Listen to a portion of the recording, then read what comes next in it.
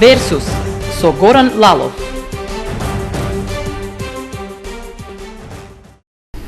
Скратена и модифицирана едиција на Версус Добро вечер има непосреден повод, а тоа е книжената вечер што се одржа во мултикултурниот центар во Кочани, каде беа Сашо Мацановски Трендо, професорот Ферит Мухич и исто така универзитетскиот професор Венко Антоновски. Двајца од оваа тројка се вечерва во студиото на Канал 8. Добро вечер за Сашо Мацановски Трендо. Колумнист, основач и собственик на Офнет. Само немам уште споменик, да не знам дали за жалење или за фалење денеска. Ова колумнист си го одземавте сам како поранешен колумнист. Да, некако ја затворив таа приказка, пишувајќи вкупно 680 страни колумни, што е малку вака безобразно од моја страна, бидејќи никош не помислив дека мојата книга ќе личи како една книга на Балзак, на Ормар, толку дебела дека ќе биде. Ама ете се собра толку страници во книгата издадена од Табернакул. Не знам, пишував додека ми е мерак. Јас сум човек што ја знам си го слуша петлето собствено. Тоа и да те зезне, бар твое петле те зезнало. Така да, моето петле ми викаше дека доста во таа форма да пишувам. Малку изгубив љубопитност кон стварноста со која се занимавав. Малку не наоѓав други форми со кои си изразував она што ми лежи на душа или што ми е убаво да споделам со луѓе. Така што ја затворив таа приказка некаде уште во 2004-та. Колкава ќе беше таа книга? Па не знам, ќе беше лудо да ги собирам, веројатно после немаше да ги собирам, меѓутоа она што е чудесно, што кога ги објавив на интернет истите колумни, ама 10 години подоцна, луѓе помислуваат, добар дел од читателите помислуваат дека е ново, затоа што ние во одреден ден на јануари секогаш се занимаваме со водици, во одреден дел на годината секогаш ние не знам, Евровизија, и тоа лимбо во кое се наоѓа Македонија е ужасно напорно и невозбудливо кога ќе видиш дека истите работи, истите теми ти се вртат како во оној филм Groundhog денот на мрморецот. Што укажува тоа на каков дефицит? Па на дефицит на не знам на содржини доволно возбудливи за мене на пример. Или сум го нашол на пример и интернетот што би бил поинаква форма за пишување, не сум го имал притисокот на колумна да се напишат 70 реда, да се предадат до среда во 12 часот и така натаму. И сосема окей, јас сум и со колумнистичката пензија сосема рад. Кога се кај социјалните мрежи, професоре, вие сте вака јавно деклариран како неподржувач на се она што се случува на социјалните мрежи или имате одредена верзија конкретно кон Facebook или греше може преострае оваа оцена? Не, ова јавно деклариран ме чуди од каде леговте во моите интимни мисли. Нашето последно интервју. Можно е дека некогаш некаде сум рекол да ригиден став да имавте прес. Не, јас немам против нив ништо, но мене не ме привлекуваат. Така што јас не учествувам на социјални мрежи на никаков начин. Апсолутно ги мислам, бескрајно многу има сега веќе помалце. Јавувања со пријатели, сакаме да бидеме ова, она, те бара, тие и така натаму. Ако се познати, јас им пишувам фини имејли, им велам да се допишуваме вака, а на твојот Facebook не идам, ни на Twitter, ни на ништо, не сакам јас тоа. Имам аверзија кон се што не е директна комуникација. Јас и на телефон не радо зборувам, а камоли сега што добри телефони, веќе јас не знам што уште ручек да не готват. Се прави, има цели енциклопедии на него отвараат. Веќе никој не оди ни со фотоапарати да слика, сите фотографираат со тие iPhone или други современи мобилни апарати. Мене телефонот ми служи само да се јавам и тоа ми е нелагодно. Не сакам долго ни да зборувам по телефон. Јас сакам личен контакт. Во тој, да кажам, да го наречам контекст, не е аверзија кон тие луѓе, туку кон тој медиум. За мене е неприфатливо да споделам, мене ми е непријатно ако читам весник некој да видам преку рамо да ми се наведнува да ми чита весник, a ja ne bi čitao nikogaš ničiji vesnik. Mnogo se izraduvав koga onoj gi provali tije sistemi za špioniranje i koga otkri deka praktično nema nikoj koga nego špionirati, nego sledat. I za to nešto pišu, togaš me naljuti videjki na vistina da se kontrolirati. Nekogaš pismata beja neprikosnoveni. Pišuvaš pismo i znaš da ne sme da ga otvori nikoj. Sega, apsolutno, telefonat je dostapen na sekogo i ako je isključen telefonat može da sleda što zborovaš. Ne je problem da li kriješ ili ne. Mene mi je beše u početak mnogo neprijatno koga u restoran slušam kako neko je naglas zboruva. Danas mi je se ušte neprijatno koga po aerodromu i slušam luđe koji šetati naglas zbora talijanski, anglijski ili francuski ili bilo kako i to naglas zboruvat. Ja imam potreba od ličan kontakt. Mene mi je ličan kontakt. Ona drugo, to mi je surogat. Ona mi je surogat, a nerado zimam surogativo bilo što. Да, трендот ти важиш за пионер во онлайн, да речеме, јавната кореспонденција.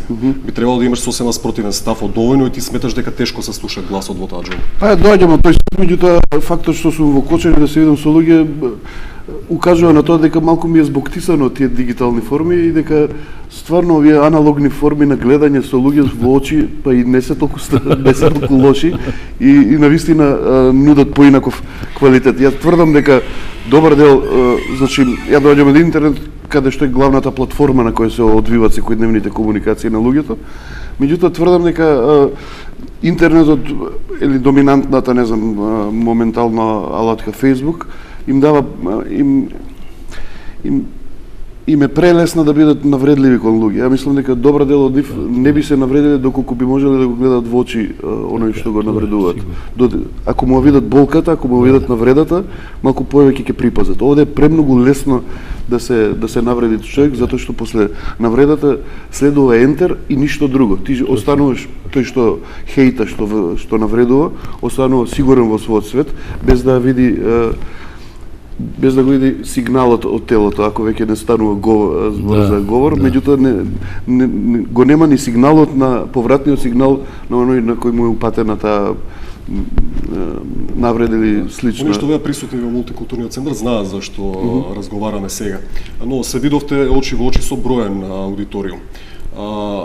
Што мислите дека од искуството и во другите градови, дека ова е книжевната, културната јавност или можеби вашите имиња како јавни личности имаат таа тежина? За да се одберете толкова публика, затоа што често сме во таа сала и ќе ви кажам дека толкова публика немало ниту на предизборен партиски митинг. Баш ми е драго ако сме уште. А за културен настан и да не зборувам. Противното ќе ме разочараш. Да, ништо помалку не очекував. Не, мене бројноста не ме фасцинира. На интернет се каде поголеми бројките од било која сала во Македонија. Како да ви кажам, ја имам сајт кој 40.000 луѓе на ден го посетуваат и така на тоа. Мене бројот не ме фасцинира. Мене ми е возбудливо можноста да споделиш со паметни луѓе. Затоа секој што ми го знае сајтот знае дека не е отворен за коментари. Ако сакаш да ми пишеш нешто, ќе ми пишеш и ја ќе ти го објавам ако мислам дека е вредно за дискусија. Јас сум уште па и сајтот се вика Офнет, така да тие писма на читатели се уште ми е драга форма на комуницирање. Знаат дека не го отворам сајтот за коментари затоа што на тој начин човек што создава содржини полека влегува во силите и харибдите на публиката. Добиеш погрешен впечаток за публиката. Ти мислиш дека оние што ти коментираат за публика. Што ве радува, Што ве радува дека има концентрација на интелект или дека има книжевна публика во салата? Па мене ме радува што луѓе се потегнале на крајот на криштата. Јас со многу малку се задоволувам. Се потегнале. Ја не ги знам ни профилите, нити сакам да судам за сите што дошле вечера. Може некој дошол само за да види дека не изгледам убаво како на милионер и да си ја потврди тезата.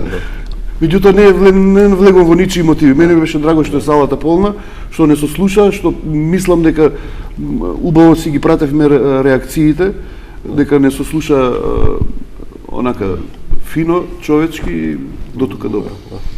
Па еве, интересно, го следам трендо и навистина разбирам колку е длабока разликата во нашето, да кажам, во нашата перцепција на овие комуникацијски средства или ситуации. Аудиториумот вечерва, според мене, Поголем од 400.000, од 4 милиони, од 120 милиони кои сега слушнале некоја најнова песна.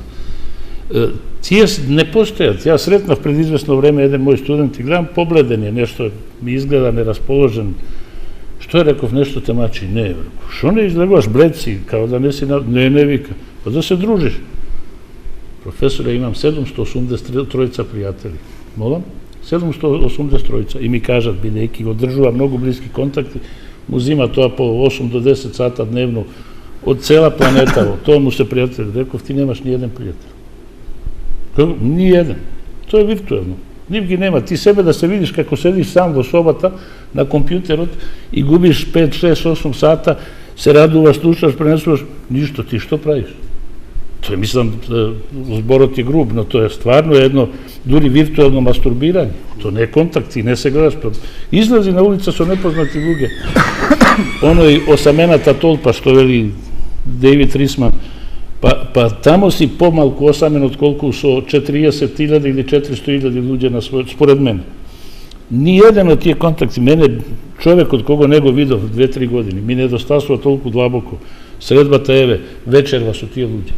Тоа е за мене настан.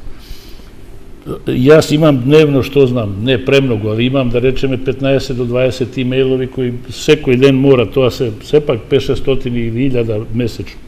Тоа зима време. Тоа на вистина ни во еден случај има, се слушаат и убави вести, и лоши вести, тоа се пријатели со кои разговараш. Мене не ми надоместува воопшто, ниту во еден момент. Ја немам Skype, мене ми го внесува на компјутер, јас го нејчум. Не сакам да видам виртуелна слика. Ако не можам да те видам, немој, дури ми изгледа стварно перверзно да го гледам тамо на екранот преку, што знам, од Атланта, мојот роднина, или од брат ми од Сиднеј да го гледам.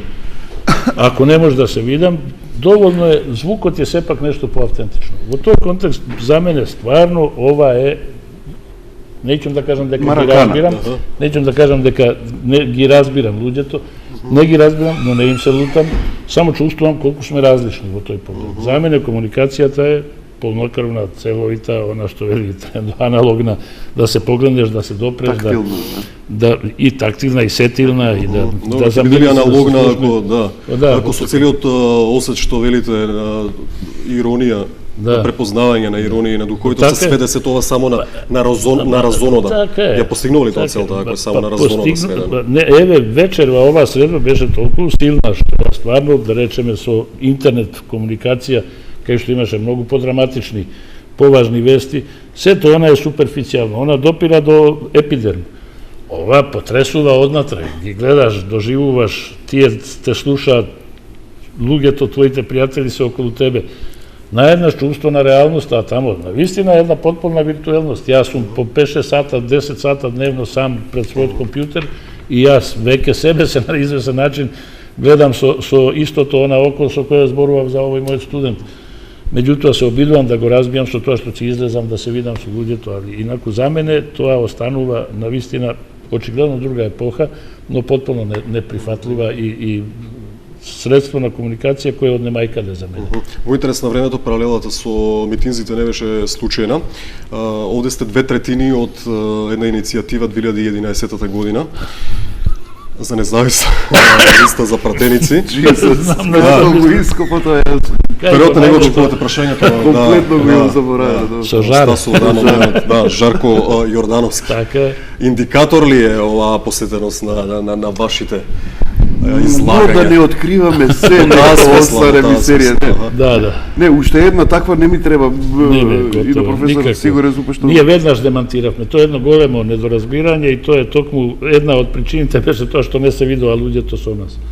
Така што не е проблем да сега било кого обвинуваме, но од новинарите кои му се јавува веднаш на бајдото и нему и паралелно и мене, морав да ги враќам кон тоа да кажам, воопшто не станува збор за тоа, не дали сме или не се случи тоа така. Ја едно 20 дена изгубив на тоа, објаснувајќи дека стварно навистина не сме ни дел од листа, нит сме учествувале, нит сме рекле дека ќе учествуваме. Меѓутоа тоа зборува, тоа е за природата на медиумите е таква. Секогаш е полесно да пуштиш летки отколку после да ги собереш. Да ги собираш, така е. Така да летките Да. беа пуштени, ние после што собравме, ама еве ке тебе останало Да, да не испадне само на соокованата патка на тој гав. Ќе се сетите. Сосема за крај. Со општи квалификативи за двајцата, мудрост, духовитост, луцидност, како сакате, ако се тоа атрибути кои што ви значат.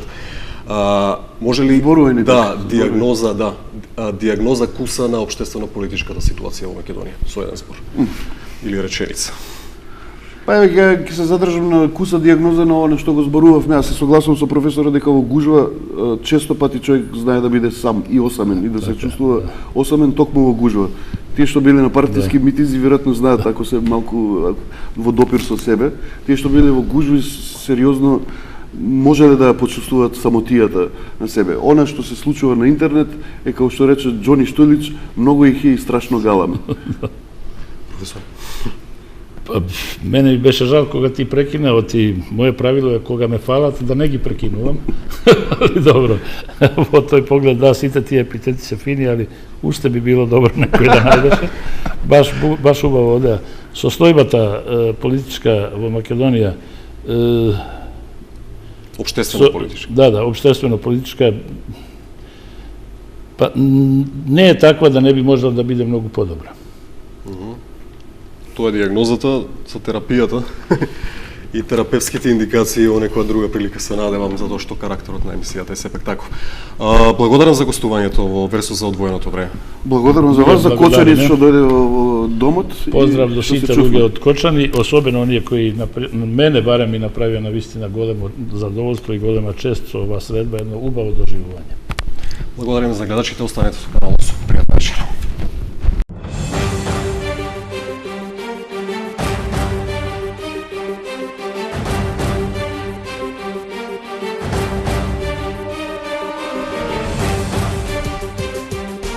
Версус со Горан Лалов.